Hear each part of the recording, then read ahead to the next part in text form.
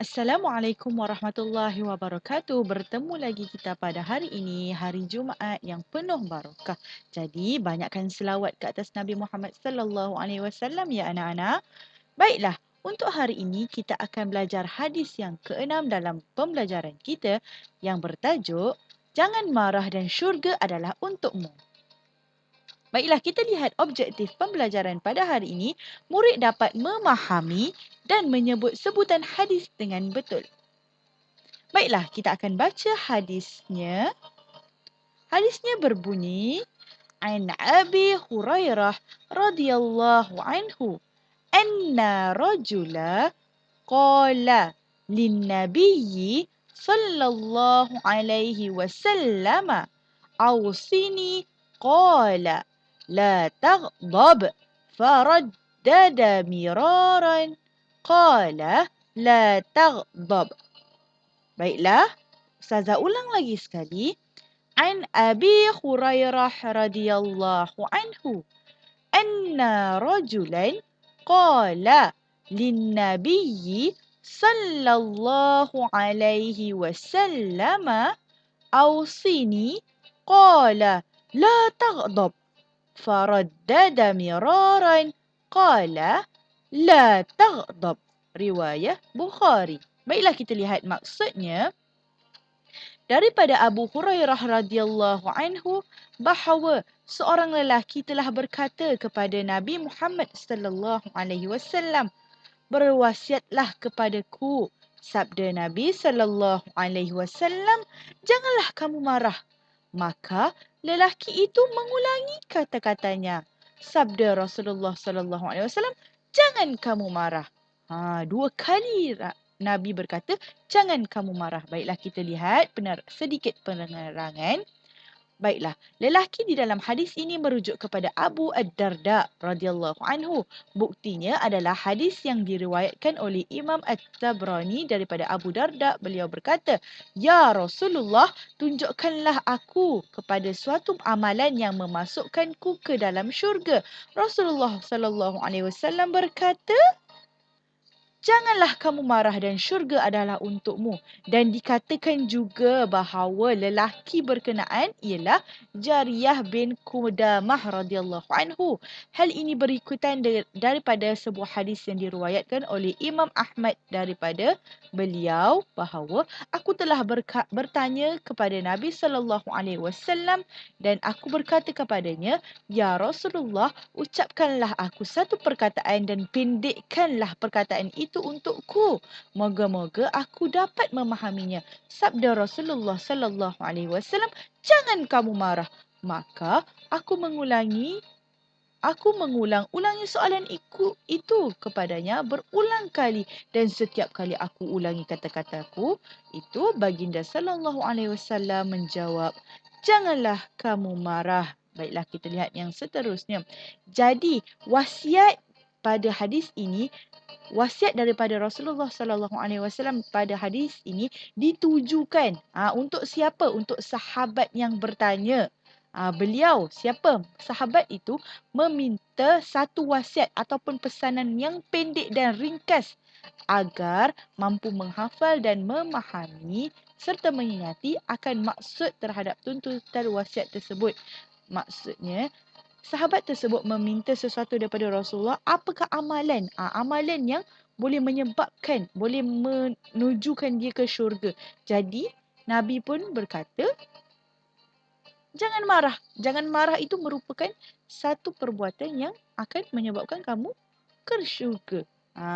Dengan itu, ia menyampaikan dengan tujuannya syurga. Dengan wasiat yang kekal untuk selamanya, iaitu jangan marah.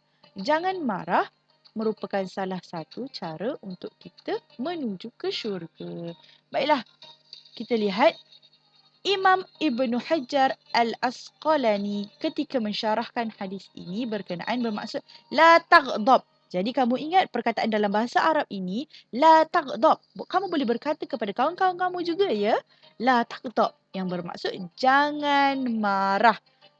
Jangan marah yang membawa maksud juga, bermaksud lebih lagi detail ialah adalah menjauhi perkara-perkara serta segala perbuatan yang boleh mendatangkan kemarahan. Jadi, kamu boleh berkata kepada kawan kamu, la taghdab jika dia marah. Okey?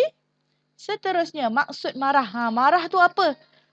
Marah tu merupakan satu perasaan yang boleh menyebabkan kita ni panas hati. Bila kita panas hati, kita geram, emosi kita akan tidak stabil. Emosi kita tidak akan stabil lah. Kita boleh melakukan apa saja perbuatan yang mungkin di luar kawalan. Seterusnya, bagaimana boleh terjadinya marah ni? Sebab apa?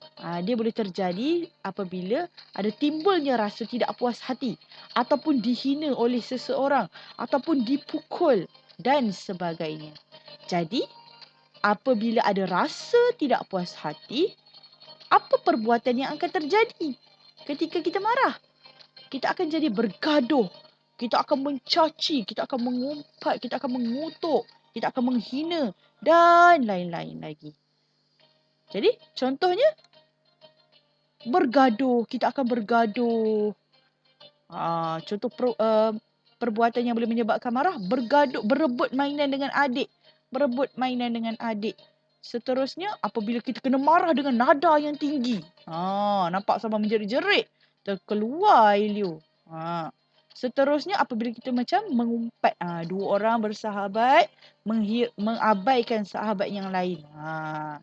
Jadi, mungkin kalau dia tidak boleh kawal perasaan tersebut, dia akan rasa marah. Okey. Baiklah. Manusia ni, kita lah tidak dapat lari dengan perasaan marah. Marah ni memang akan ada dalam diri kita kerana ia merupakan salah satu emosi yang ada pada manusia. Seterusnya, sebagai seorang Muslim yang baik, kita hendaklah mengawal kemarahan kita. Kita kena kawal kemarahan kita agar sifat tersebut tidak menjadi punca kepada masalah ataupun pergaduhan. Kamu kena kawal lah perasaan marah tu. Seterusnya, apabila jiwa kita ni terbentuk dengan akhlak yang mulia. Maksudnya kita daripada kecil kita dah cuba kawal perasaan kita. Apabila kita marah kita akan istighfar. Didik yang baiklah akan menjadi kebiasaan baginya. Jadi kamu boleh menahan amarah. Dan pada saat timbul pelbagai sebab. Bila kamu dah terdidik daripada kecil lagi untuk kawal sifat amarah kamu tu ataupun marah kamu tu, kamu dah biasa dah. Kamu dah biasa dah. Okey, seterusnya. Apabila syaitan mula membisik dengan bisikan, apabila kita marah tu, syaitan akan mula bisik. Dengan bisikan jahat. Itu akan menyebabkan lagi kita tidak boleh menahan marah kita. Jadi, dengan itu, akan menyebabkan seseorang itu melakukan tindakan-tindakan di luar batasan. Seperti yang Ustazah katakan tadilah. Seperti maki hamun, pukul dan ada yang sampai ke tahap membunuh. Disebabkan kemarahan yang tidak dapat dibendung. Maksudnya kemarahan yang tidak dapat dikawal. Jadi kamu semua jangan macam tu ya. Apabila kita marah, istighfar dalam hati. Okey, seterusnya. Jom kita lihat cara nak mengawal perasaan marah kita ni. Yang pertama, semestinya kita kena berlindung kepada Allah dari godaan syaitan dengan membaca A'udzubillahi minasyaitonirrajim. Okey, aku berlindung daripada Allah. Aku berlindung dengan Allah daripada syaitan yang dirjam. Kena cakap tu. Sebabnya syaitan ni ada di mana-mana. Jadi inilah salah satu isti'azah yang kita akan baca untuk kita berlindung daripada Allah. Berlindung dengan Allah. Bergantung kepada Allah lah maksudnya. Okey, seterusnya. Kita mestilah sentiasa mengucap perkataan-perkataan yang baik. Berzikir, beristighfar. Apabila kamu tengah marah ni, tak tahan sangat ni. Nak marah sangat ni. Okey. Istighfar. Astaghfirullahalazim. Astaghfirullahalazim. Astaghfirullahalazim. Ataupun berzikirlah apa-apa zikir yang baik. InsyaAllah kemarahan kamu tu dapat diredakan. Seterusnya, hendaklah diam dan jangan melayan perasaan marah tu. Contoh, ada kawan kamu mengejek kamu, mengutuk kamu. Jangan kamu layan. Lebih baik kamu diam. Buat tak tahu je. Abaikan apa yang dia cakap. Jangan layan perasaan marah tu. Itu juga dapat mengawal perasaan marah itu. Seterusnya, cuba kawal emosi dan perasaan sendiri. Perasaan diri tu macam itulah bersabar. Seperti di atas tadi, bersabar. Sabar je sambil tu istighfar. Okey. Dan seterusnya, fikirkan kesan dan akibat yang akan datang. Contohlah kalau kamu bergaduh di sekolah. Fikirkan apa kesan dan akibat dia. Mungkin kamu akan dibuang sekolah. Mungkin kamu akan dipanggil oleh guru besar. Ibu bapa kamu datang. Dan mungkin kamu kena marah juga dengan ibu bapa kamu. Okey. Jadi, fikirkan kesan dan akibat. Seterusnya, berdamailah. Sentiasa bersalaman. Berdoa kepada Allah supaya kita dikurniakan hati yang tenang. Dapat kawal kita punya perasaan marah kita. Berdoa. Seterusnya, kalau ibu bapa kamu ataupun orang yang lebih dewasa, tua daripada kamu, memberi nasihat, marah dengan sebab memberi nasihat. Sebab apa? Sebab sayang kepada kamu. Kamu kena dengar. Bukan kamu melawan balik. Kamu kena dengar.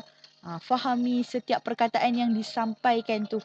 Dengar dan terima oleh hati kamu. Cuba amalkan. Seterusnya, kalau kawan kamu sakit, disebabkan kamu bergaduh ke mula-mula tak puas hati, tolong dia.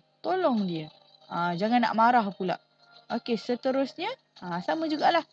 Kalau kamu masuk dalam satu pertandingan pun, kamu perlu bersaing. Kalau kawan kamu jatuh, bantu dia. Walaupun kamu di pihak yang berlainan. Bantu. Saling bantu, membantu. Jangan marah pula. Baiklah. Itu sahaja untuk pembelajaran hari ini. Jadi, apa yang penting, kita mestilah mengawal perasaan marah kita supaya tidak berlaku perkara yang tidak dapat dibendung, dikawal. Fikirkan kesan dan akibat akan datang. Baiklah, faham ya semua? Jadi, kalau kamu dah faham, kamu boleh komen di bawah ataupun di Classroom kata saya sudah lihat video ini. Baiklah, sekian. Assalamualaikum warahmatullahi wabarakatuh. Terima kasih semua. Kamu semua hebat. Jangan marah-marah ya.